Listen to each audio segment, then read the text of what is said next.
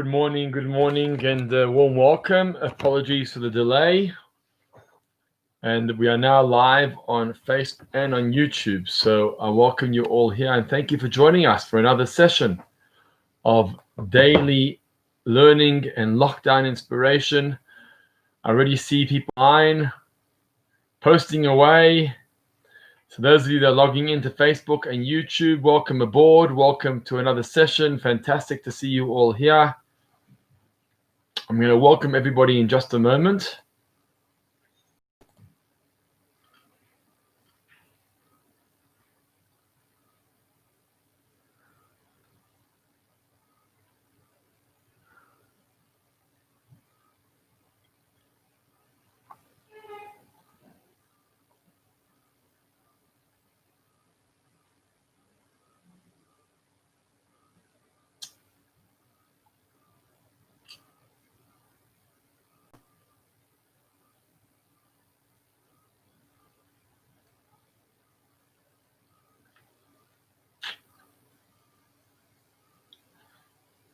Okay, let me welcome you here. Hi, Shirley Feldman, good morning. And Anne Hack, Aline Udelovitz, Tracy Mindel, Lyndon Jaime Drew, good morning. Larry Cohen, Norman Stein, Levy, Bokato, Larry Cohen, we saw already. Norman Stein, we saw. Helen Feinstein, good morning. David Ginsburg, Shalom Clayton from Israel. Great to have you online with us as well. And on YouTube, it's been very busy here. Wow. Okay, Lionel Louise Rubin, Dennis Solomon, Sharon Diamond, Stephen Herr, yes, we'll learn in memory of your mum, Esther Bat Moshe, Shelley Smith, Avril Walpert, Fega Sager, Manfred Kalnick, Ian Clementon, David Seif, and Donald Orlovitz. Boker Tov, buddy. If anybody else is logging on, just let us know you're here with us. Always good to see you back. Committed. We are committed. That's what Judaism is about, consistency.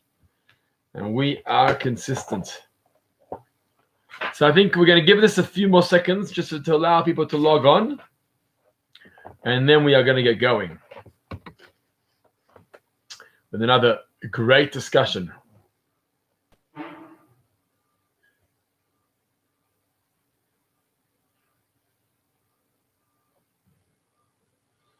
Hi, Melissa Ganendi. Good morning. Thank you for joining us.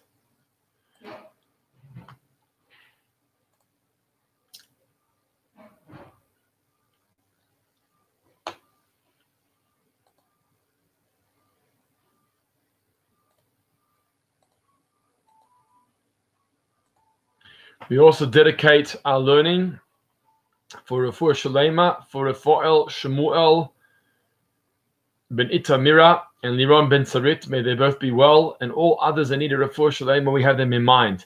If you're on Facebook, just like this video and share it so others can benefit as well. I already see people are sharing it already, so thank you very much for sharing.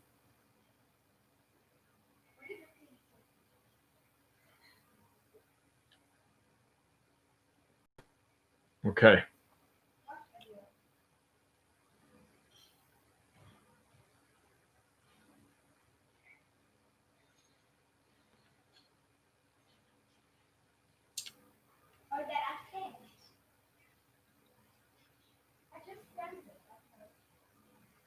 Great. Let's get going here. Thank you for joining. Okay.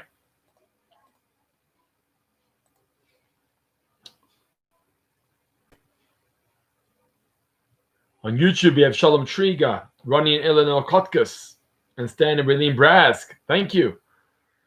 So today's discussion is actually going to be a continuation of yesterday's discussion.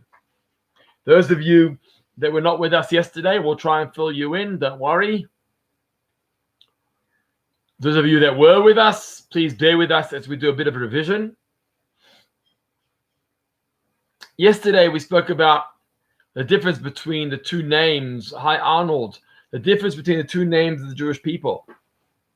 One name is a shevet, which represents a branch that's connected, that's moist, that's fresh. And another name for the Jewish people is a mate, is a staff that's dry and disconnected. And this week's parsha is a parsha of Matos. Hi, Brian Owen. A parsha of Matos this week. It represents the theme of the 3 weeks. During the 3 weeks that we are commemorating the destruction of the temple, we are like a mate. We are like a staff that's disconnected from its source. And what's our job? Our job is to convert and transform the mate, to take this staff and convert it and reconnect it, as we said, to grow almonds from a staff, just like Aaron HaKohen had, where almonds grew from his staff. So too, our task, our mission, is to take our mate, our staff, and make it into a fruitful, productive tree that grows fruits. Meaning, even if we find ourselves in exile, and even if we are so distant, and even if we feel disconnected, and even if God is concealed, that doesn't stop us. We still keep connected. We still keep fresh, despite the challenges that are there. And miraculously, we transform the matter, this dry rod, into something that's connected to its source. Hi, Marlene Schur. Thank you for joining us on YouTube and on Facebook, actually. Wow. Okay. So I want to show you something quite fascinating. There are 3 themes in this week's parsha.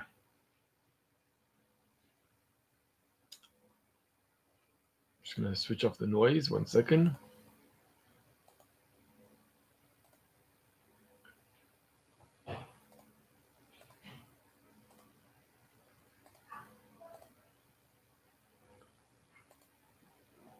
There are 3 themes. Hi, Michael. Good morning. There are 3 themes in this week's parsha, and each of these 3 themes are going to represent the same topic that we've been discussing yesterday and today: transforming the mate, the staff, and making it fruitful. Taking a time of challenge, whether it's a corona lockdown, or it's galut, or exile, or whatever other challenges we have coming our way, and to take them and transform them and convert them to something more positive. That's going to be the 3 themes. I want to show you how they represent each of them. If you have any questions along the way, feel free to post. We'd love to engage with you personally. I'd love to hear from you. I'd love to answer your questions or to greet you as you come in and greet the crowd. Okay. The first of the themes that we discussed in this week's Torah portion is the theme of Nedarim. Nedarim means promises, oaths. When a person makes a promise, a person takes an oath. It may be someone who's not married and therefore under the watch of their parents, or maybe someone who's engaged, or maybe somebody who's married and then under the watch of their spouse. There's different categories of people that the Torah discusses when it comes to the concept of nedarim, of vows, and who could be the one to annul a vow and to remove a vow. And there's different discussions about that in this week's Torah portion. But my question I want to focus on is like this. Is a vow a good thing? Or is a vow a bad thing? Meaning, if you decide that you don't want to eat chocolate cake anymore because you want to diet and cut back the weight which you've been putting on over lockdown, and so you make a neder of some sort, let's assume it's a full-on promise. Today we wouldn't word it that way because we'd be very careful.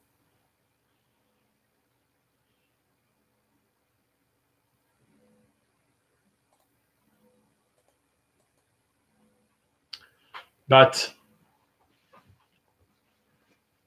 let's assume you decided to make a promise that you don't want to eat any more chocolate cake. Okay, that's the example. Hi, Felicia. Good morning. Is that a good thing or a bad thing? So we actually find conflicting sources in the Torah.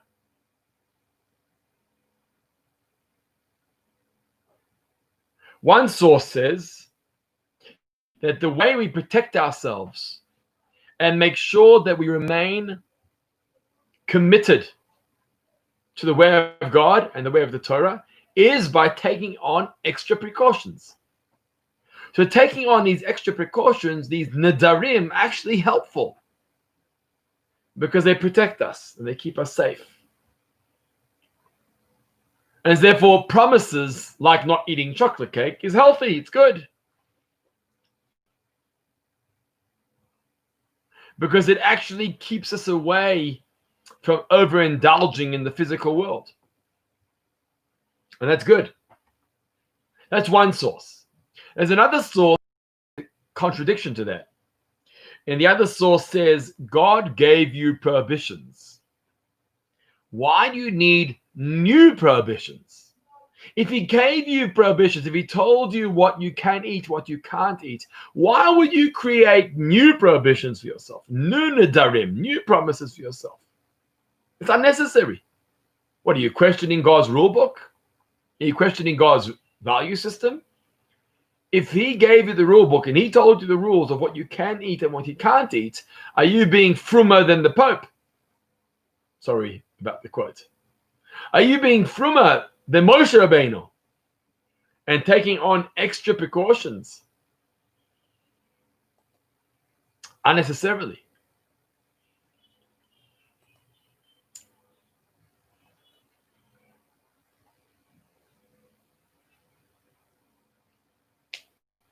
So, in that case, a promise is no good. Because why take on extra prohibitions? And so this debate and different sources cause a little bit of a discussion among the commentaries. And one of the answers is it depends on the level of the person. You have a person that's starting out, the process, early stages of Jewish conduct and Jewish observance. In the early stages of Jewish practice, one must be very careful. In the early stages, a person needs to have new guidelines. You need to have new guidelines. As you advance, you become more specialized and more advanced, then these extra promises are not so necessary. But initially, to start off with, you got to have the precautions in place. You got to have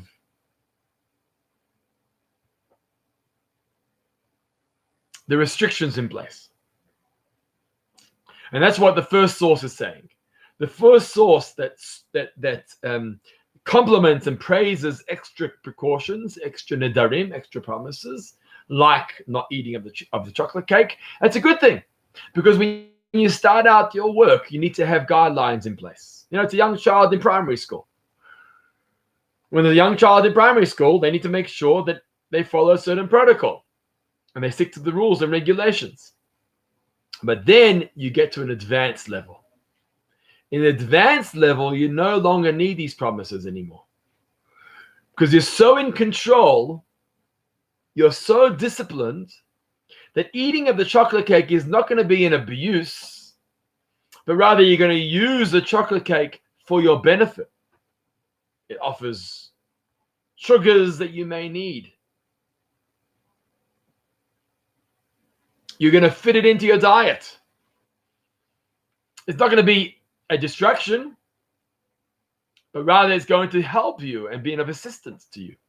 And therefore, at that point in time, promises are not necessary. Now I'm going to use whatever God allows me to benefit from, whatever God allows me to use, I'm going to use it for my benefit.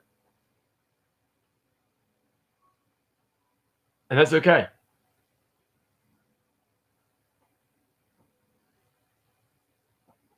And that is a connection to the parsha of Matot, the parsha of transforming a stick into a flourishing and blossoming branch. We're taking nedarim, which initially are not so good. Apologies, we're taking nedarim initially are encouraged.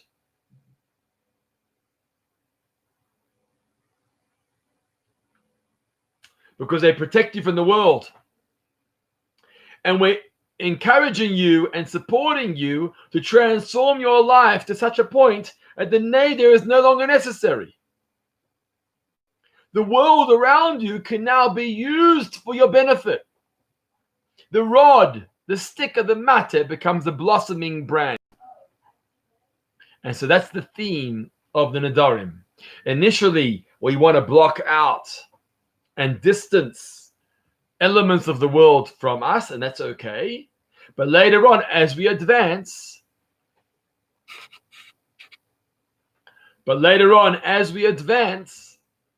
that changes.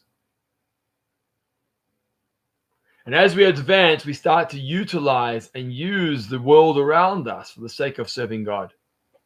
We're going to move on to the next example and the next theme of the Parsha. But before I do that, I just want to welcome everybody here who's joined us today. Thank God we got close to 40 viewers here between Facebook and YouTube this morning, which is fantastic. Welcome for joining. And if anybody has any comments, I know some of you have already been sharing. Ronnie Kotkus wrote there, Bli Neder, exactly. We don't take on promises today. So if you have any comments you'd like to continue sharing, please do. I'd like to engage with you. That's what the platforms are there for. That's what the chat boxes are there on YouTube or Facebook. Feel free to do either. Okay. The second example is an example from Midian, the war against the Midianites. That's also a theme in this week's Parsha. And the Jewish people go out to war against the Midianites. And as we go out to war and we defeated them, with the help of Hashem, we defeated them. The Torah discusses the spoils of Midian. Because after the war, the Midianites left plenty of spoils over for the Jewish people to benefit from. Which is amazing. We were traveling through the desert. And God gave us a gift.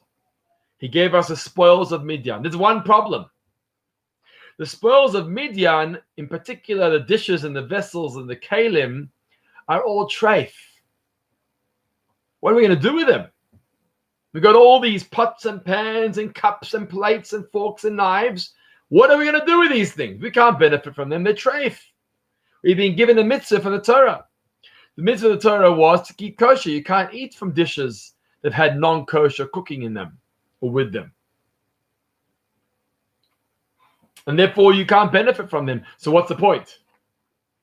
So here, my friends, in Parshas Masei, the double Parsha this week, Moshe Rabbeinu goes through the laws of kashering. And he says, you want to know how you transform the kalim of Midian into vessels that you can benefit from? Let me tell you. And he gives us an instruction about going to the mikveh and taking a vessel from a non-Jew and toveling the keli in the mikveh. And thereby, by doing that, we are transferring the keli from the non-Jew, who in the case of the Midianites was an idol worshipper. And we are purifying and we are kashering the keli to now move into a holy home, into a Jewish home, and the Jewish people can now benefit from them.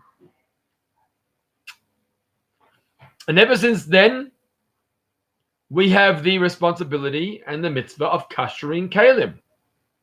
First of all, taking a keli to a mikveh, even a brand new buy from a non-Jewish manufacturer. If it's a Jewish manufacturer, we don't need to.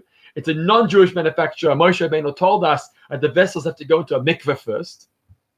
And from the mikveh, we can then bring them into our home. But there's one other condition. And that is if they've been used, like in the case of Midian, they are non-kosher. So not only do we have to take them out of the possession of the non-Jew, we need to kosher them too and make them kosher. We do that, and Moshe starts to give us the process, either using boiling water or using fire, whatever the case may be. By doing that, depending on the vessel, by the way, it's important to ask your rabbi. If you ever have a keli, like a fork or a knife or a plate or a cup, or whatever the case may be, and you ever want to figure out how to kasher them, it's very important that you consult your rabbi, because there's different ways to kasher different kalim. Not all kalim can be kashered in the same way. We sometimes use boiling water. We sometimes use a burner. We sometimes use an oven. We sometimes use a kiln. There's different ways of kashering kalim. All that comes from this week's parasha, Parshas Matos, which focuses on the kashering of the kalim of Midian. And what is Moshe Rabbeinu telling us? Moshe Rabbeinu is teaching us that we can convert and transform even the vessels of Midian. It may seem they're so distant from God and from Judaism. It may seem that they're treif. Yet, through the process of kashering and the mikveh, you can transform these kalim to be used in a Jewish home. That's exactly the theme that we're focusing on right now, the mateh. The mateh meaning the dried out stick that seems so distant, it seems so far, and we can take the stick and grow almonds. We can take these kalim and bring them into our homes. How? Follow the process of kashering. The mikveh and the kashering process. And the third story that the parsha focuses on is a story of Bnei Gad and Bnei Reuven, the sons of Gad and the sons of Reuven, those two tribes of Gad and Reuven. And what's that all about?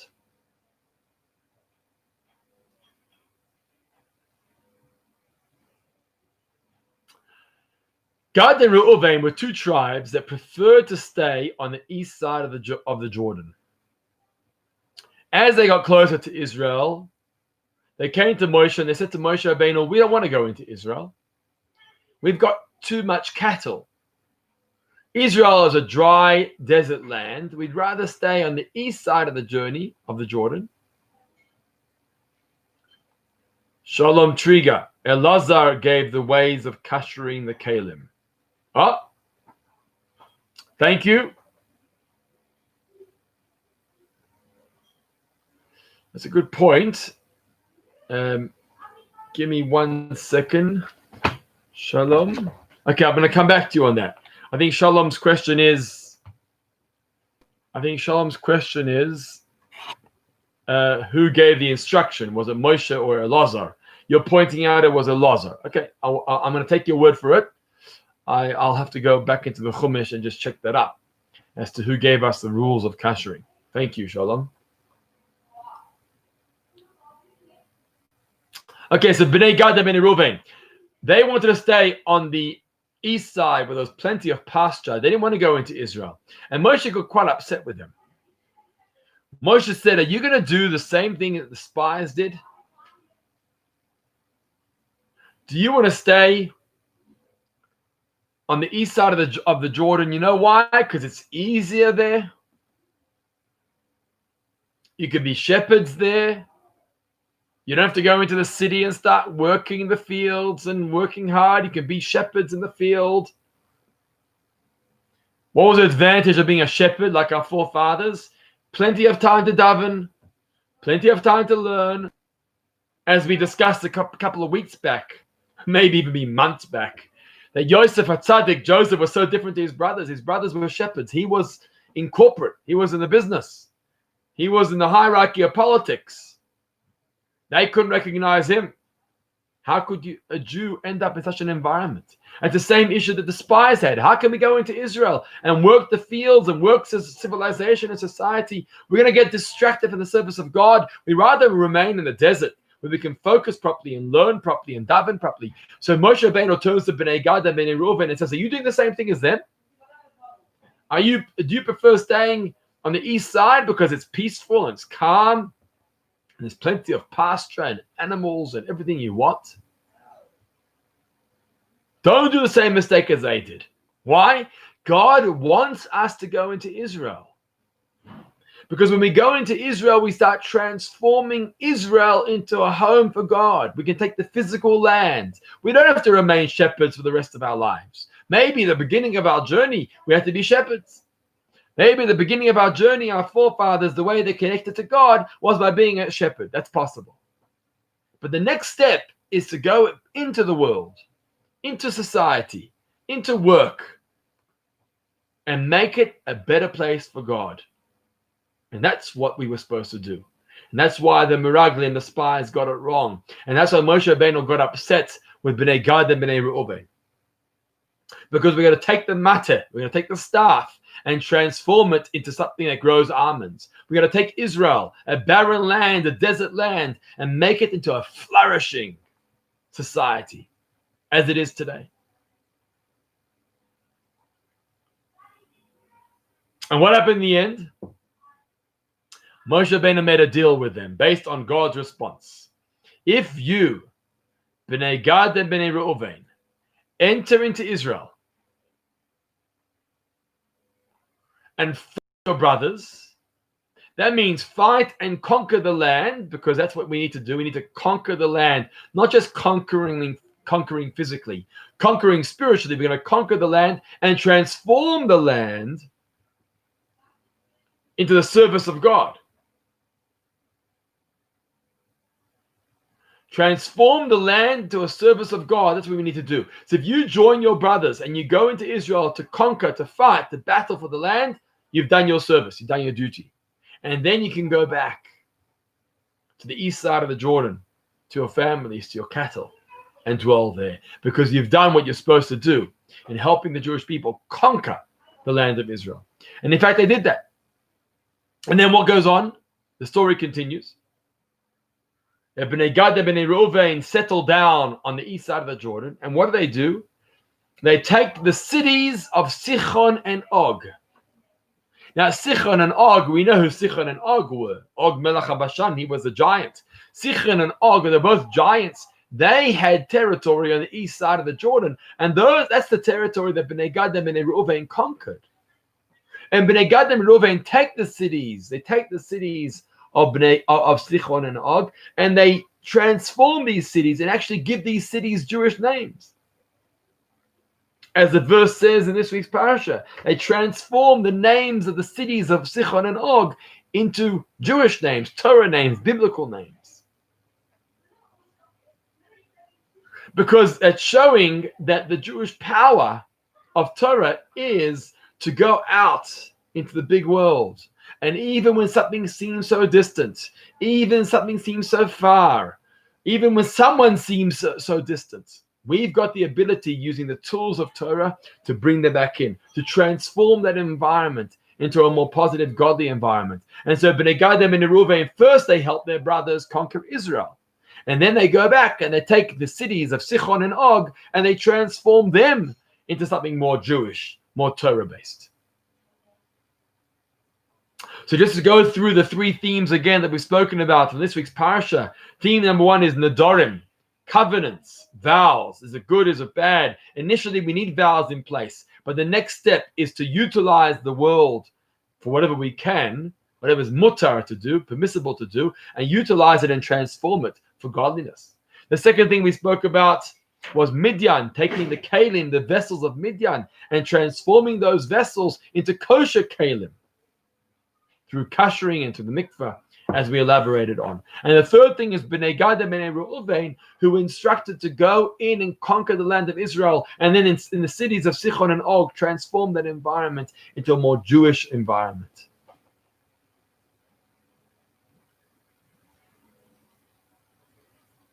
Stephen Hurst says, is a New Year's resolution equivalent to a vow? Well, you got to be careful, Stephen. When you make a New Year's resolution, you have to say Bli Neder, and be careful that you don't say it in such a word, such analogy of a vow. Torno Lovitz, didn't half of the tribe of Menashe also stay on the other side of the Jordan? That is correct. It's very interesting that the request and the discussion in this week's parsha is Bnei Gad and Bnei Reuven, but you're right. After that, Moshe Rabbeinu actually joined the Menashe, half of Menashe, to go along with them.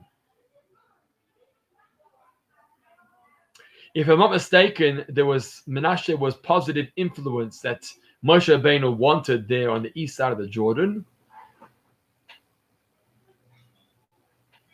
I've got to look further into this, Dawn. But later on, Menashe were added on. Bnei Gad and Bnei Reuven made the request, and half of Menashe was sent there to dwell with them. So this is why we read this parsha this week.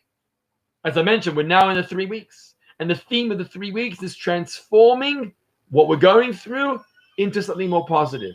Taking galut, taking exile, taking something that seems so distant and seems so far and making it godly. Taking lockdown and making it full of learning, of inspiration, as you're doing right now on our 10:30 session. So hopefully that gives you some more insight into matot, into the theme of the 3 weeks, into the 3 themes that we discussed today. Thank you all for joining along with me today. I'm very, very appreciative that you were here. We've had a beautiful crowd here this morning. And we look forward to reconnecting tomorrow, 10:30 a.m., same place, same time, Facebook and YouTube Live. I look forward to seeing you then. In the meantime, keep safe,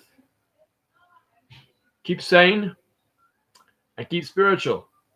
Shalom Triga, the tribe of Joseph, had to be in close proximity of all the other tribes.